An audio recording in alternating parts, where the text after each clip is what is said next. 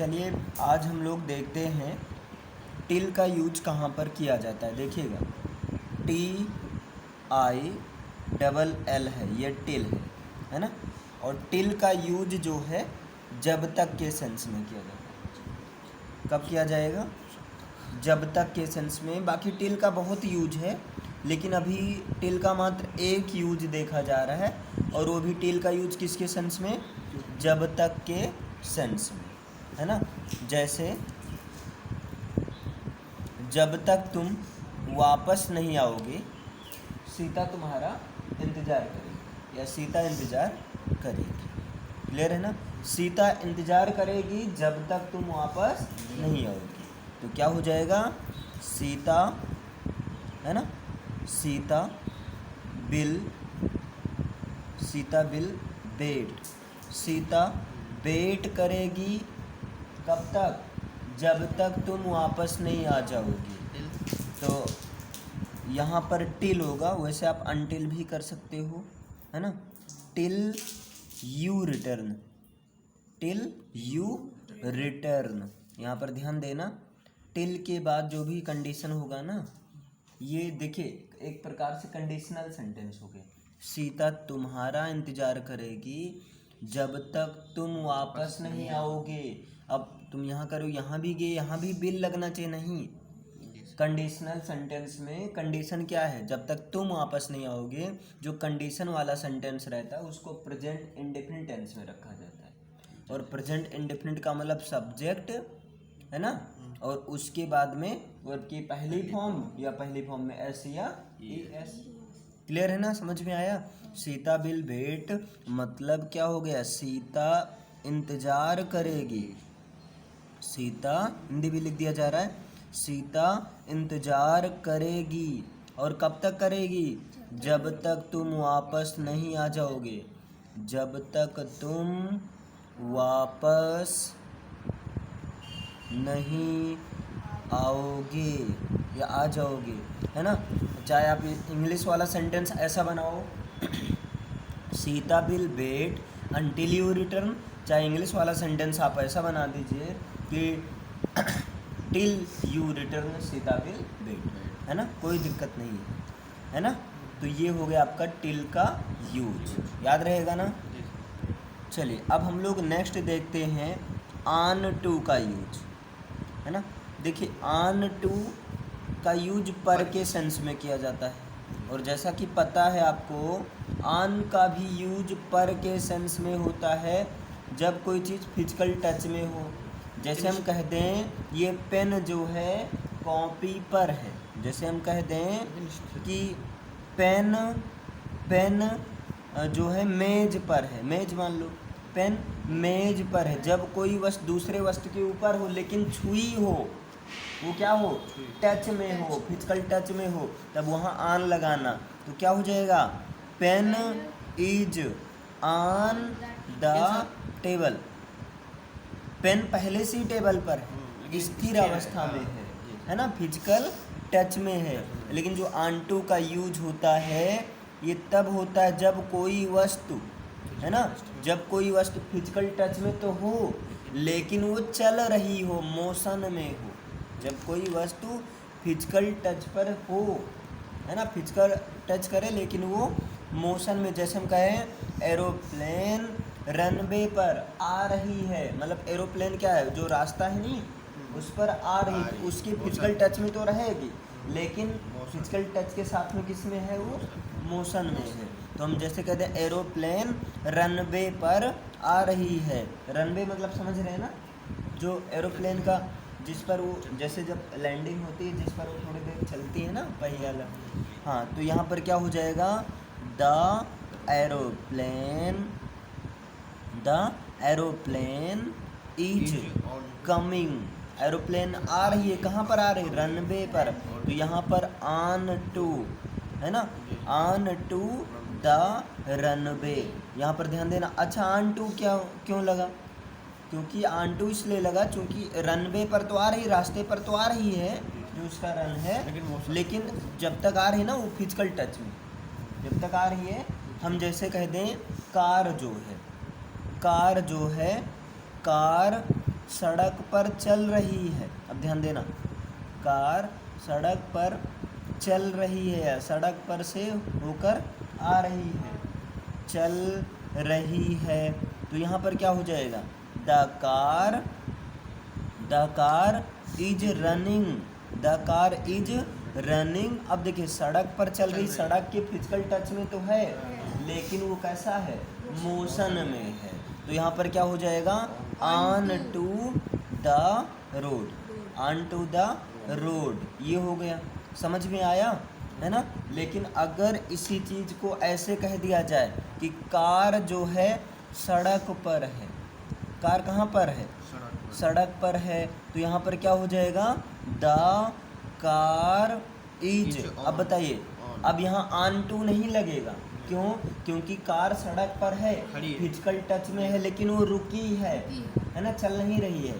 तो is on the road, मतलब अगर वो फिजिकल टच में होगा, फिजिकल और मोशन में होगा, तो ऑन टू लगाना, नहीं तो क्या लगाना, ऑन लगाना, नहीं तो क्या लगाना, ऑन लगाना। दोनों फिजिकल टच में हो रहा है, इसका भी यूज फिजिकल टच में, इसका भी यूज फिजिकल टच में।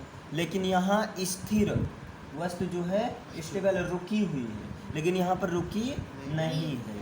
दोनों समझ में आया। ऑन का यूज कहाँ होगा और कहाँ पर ऑन टू का यूज होगा। ऑन जो होता है फिजिकल टच के लिए पर के सेंस में आता है, और ऑन टू ये भी फिजिकल टच के लिए आता है, लेकिन इसके साथ में मोशन में रहे। मोशन का मतलब ये जो है चल रही है ना। समझ में आया यहाँ तक। चलिए आते हैं, अब हम लोग ऑफ का यूज देखते हैं। ओ एफ, ऑफ का यूज कहाँ किया जाता है, तो ध्यान दो। एक तो ऑफ का यूज किया जाता है संबंध बताने के लिए, यानी कि का के लिए, की के लिए या के लिए, का के लिए, की के लिए या के लिए किया जाता है। जब संबंध बताना हो, जब रिलेशन बताना हो, जब क्या बताना हो, रिलेशन बताना हो, है ना। जैसे हम कह दें रिलेशन बताना हो, जैसे होता है ना नेम ऑफ फादर, आप लोग देखे होंगे फादर्स नेम या नेम ऑफ फादर, है ना। या जो है आप कहते हो कि what is the name of state, state का नेम क्या है, स्टेट नेम ऐसा बोलते हो, है ना। इस तरह से या बोलते हो कंपनी के डायरेक्टर कौन है ना। तो कंपनी के डायरेक्टर, जैसे देखिए कंपनी के डायरेक्टर, अब देखो कंपनी के डायरेक्टर, तो डायरेक्टर की इंग्लिश हो गई डायरेक्टर, DIRECTOR,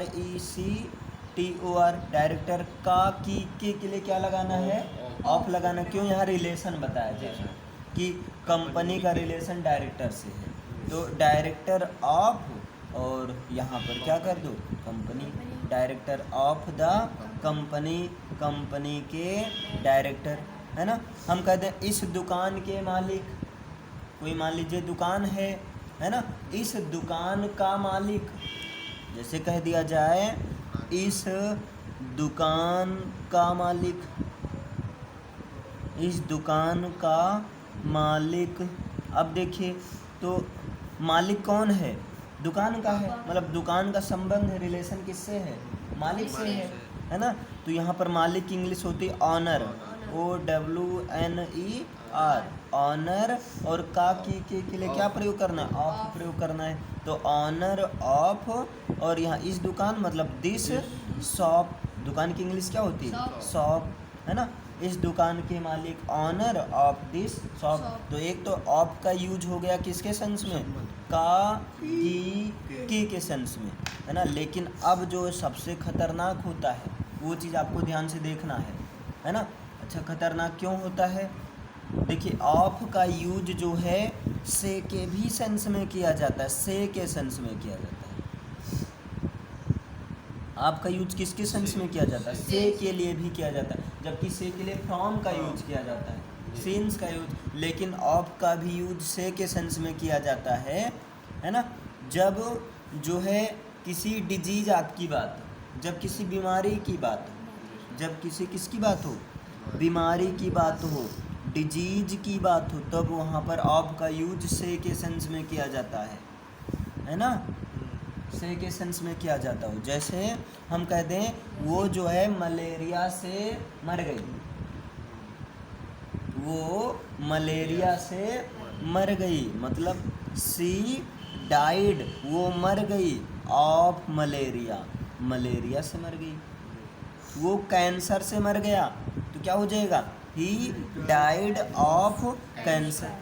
तो मतलब बीमारी के लिए, बीमारी के साथ में डाइड के साथ हमेशा किसका यूज होता है, ऑफ। जब बीमारी की बात हो तो वहाँ डाइट के साथ हमेशा फिक्स है किसका यूज करेगा, ऑफ। और यहाँ ऑफ का यूज मतलब किससे निकलेगा, का की के से नहीं निकलेगा, से निकलेगा, है ना, किससे निकलेगा, एक और स्टार पॉइंट ऐसे बनाकर इसकी हिंदी लिख दें, ये याद रहेगा। वो मलेरिया से उसका मर गई, मतलब उसका निधन हो गया, है ना। और देखिए एक और होता है, जैसे हम कहते हैं वो बात का पक्का आदमी, आदमी कहता है ना, अरे वो बात का एकदम जो कह दिया है वो करेगा जरूर, बात का पक्का आदमी है, तो यानी कि ही इज द, और बात का पक्का आदमी की इंग्लिश होती है man of the words, man of words ये होता है, he is the man of words. अब यहाँ मैन ऑफ वर्ड्स का मतलब ये होता है बात का पक्का आदमी, man of the, man of the of words का मतलब क्या होता है, बात का पक्का आदमी, है ना।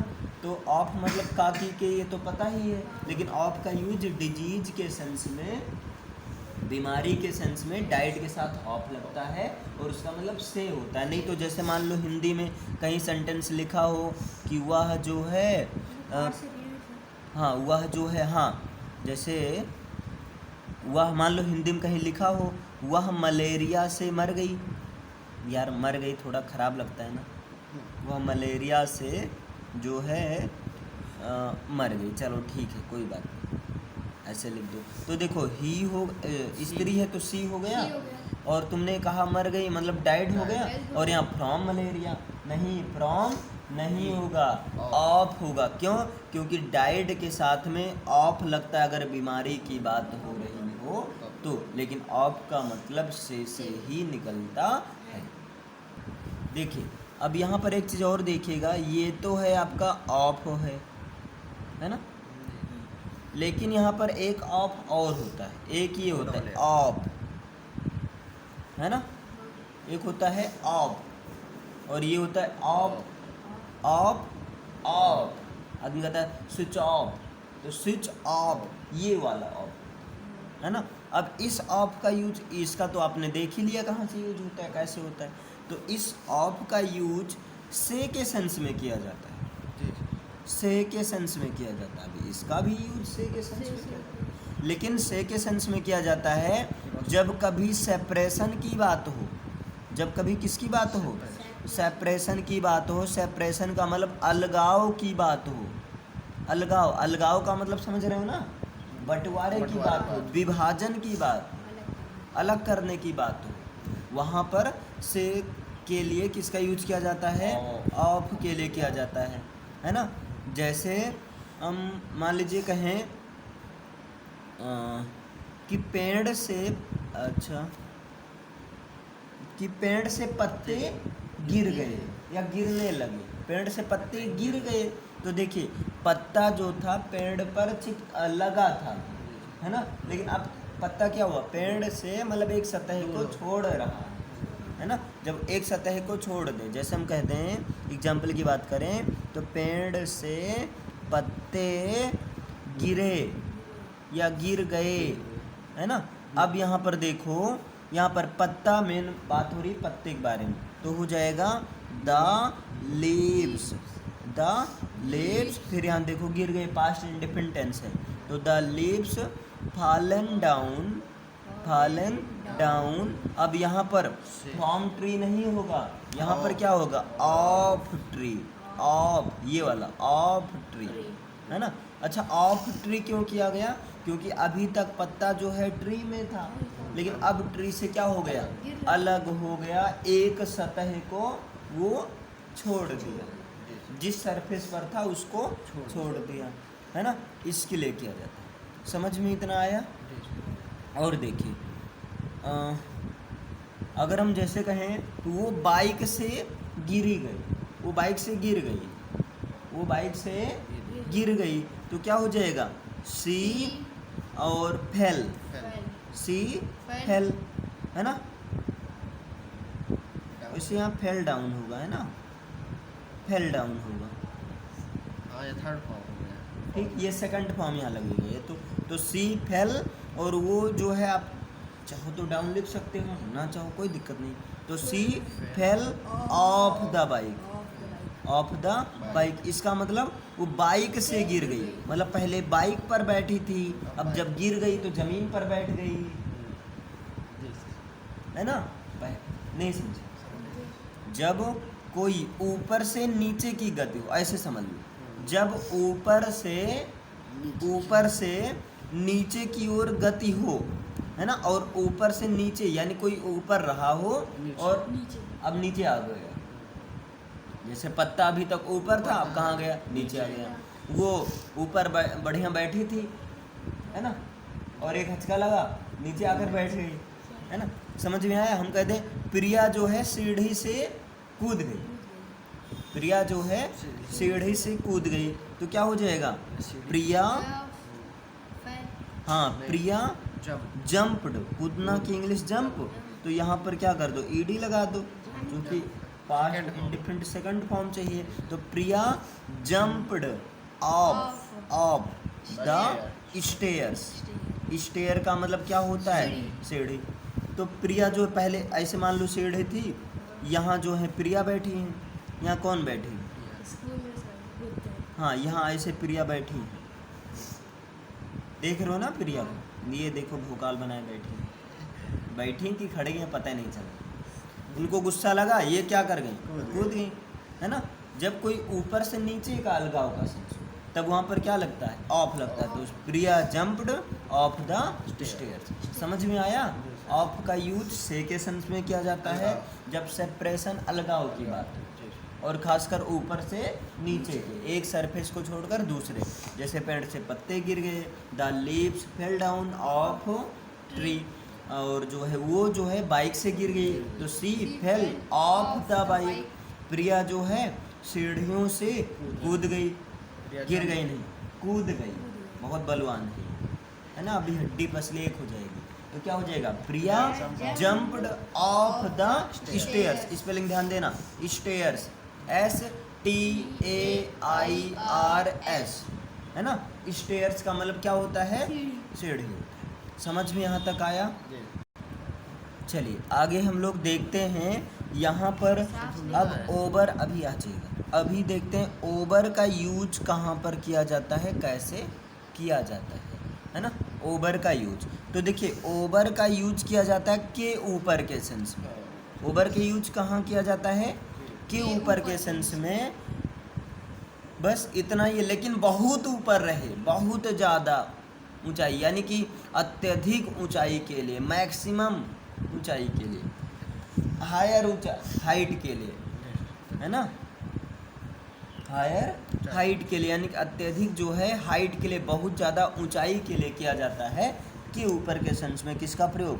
ओवर का योग। जैसे आसमान हमारे सिर के ऊपर है, तो बताओ आसमान बहुत ऊपर है ना? तो क्या हो जाएगा? द स्काई मतलब आसमान, इज मतलब है, और over my heads, over my heads मतलब आसमान मेरे हेड के, मतलब मेरे सिर के ऊपर है, मतलब बहुत ऊपर है। हम कहते हैं मेरी पतंग पक्षियों के ऊपर उड़ रही है, मतलब पक्षियों से बहुत ऊंचा उड़ रही है, तो क्या हो जाएगी? या मैं माई काइट इज फ्लाइंग, मेरी काइट जो है फ्लाई कर रही, उड़ रही है, और पक्षियों के ऊपर, तो ओवर द बर्ड्स। ओवर का मतलब अगर ओवर लगाते हो तो समझ लेना बहुत ऊंचाई की बात हो रहा है ना? ज़्यादा ऊंचाई की बात हो, तो वहाँ पर इसीलिए ओवर लगता है ना? तो ये हो गया ओवर का यूज। लेकिन अब ध्यान देना, ये तो हो गया बहुत ऊंचाई के लिए। अगर कम ऊंचाई हो तो अगर कम ऊंचाई हो ना, तो वहाँ पर एबव का यूज कर देना। मतलब एबव का भी यूज के ऊपर के सेंस में किया जाता है, लेकिन यहाँ पर कम हाइट हो, लेस हाइट हो, ज़्यादा हाइट ना हो, ज़्यादा ऊंचाई ना हो। जैसे हम कहते हैं पंखा मेरे सिर के ऊपर लटका है ना, तो क्या हो जाएगा, the fan is hanging, the fan is hanging मतलब फैन लटका हुआ है मेरे सिर के ऊपर, तो above my head, above my head, समझ में आया, अबव माई हेड मेरे सिर के ऊपर। तो अब देखिए पंखा जब मेरे सिर के ऊपर, तो ऐसा थोड़ी कि आसमान में लटका रहेगा, मतलब छत पर लटका दिया जाएगा। ये छत हो सकता है थोड़ा ऊंचा हो, है ना, मतलब कम ऊंचाई। जब कम ऊंचाई हो तो वहाँ के ऊपर के लिए अबव लगा देना, और जब ज़्यादा ऊंचाई हो तो वहाँ के ऊपर के लिए क्या लगा देना, ओवर लगा देना, है ना। हम कहते हैं सेफल सीनरी के ऊपर फिट किया गया, जैसे सीनरी नीचे है और जो सेफल है जो आता है ना, सेफल एलईडी ये सब जो है सीनरी के ऊपर है, तो क्या हो जाएगा यहाँ पर द CFL मतलब CFL clear, compact fluorescent lamp, CFL is, है ना, CFL is fitted above the scenery, fitted above the scenery मतलब सेफल हमारे सिर के ऊपर है। ये हो गया आपका, समझ में यहाँ तक आया।